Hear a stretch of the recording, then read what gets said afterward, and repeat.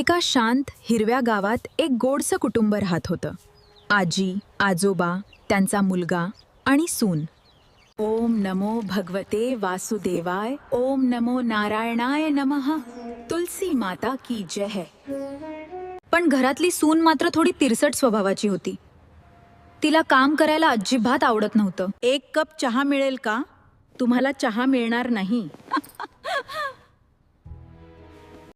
आजी काही बोलली नाही. ती फक्त शांतपणे देवाकडे पाहत राहिली. काही दिवसांनी घरात आनंद आलात. नातवंड सुट्टीत घरी आली. घरात हसू, खेळ आणि आनंद भरून गेला.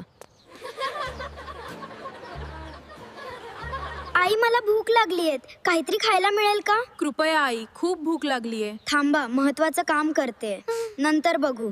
आजीने मात्र प्रेमाने त्यांना गरम गरम जेवण दिलं. एक दिवस सुनेची तब्येत बिघडली. ती खूप आजारी पडली. आजीने एक क्षणही विचार न करता तिची सेवा सुरू केली. मला माफ करा सासूबाई. माझ्याकडून खूप मोठी चूक झालीये.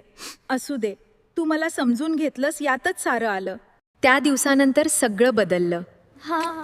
घर पुन्हा प्रेमाने भरून गेलं.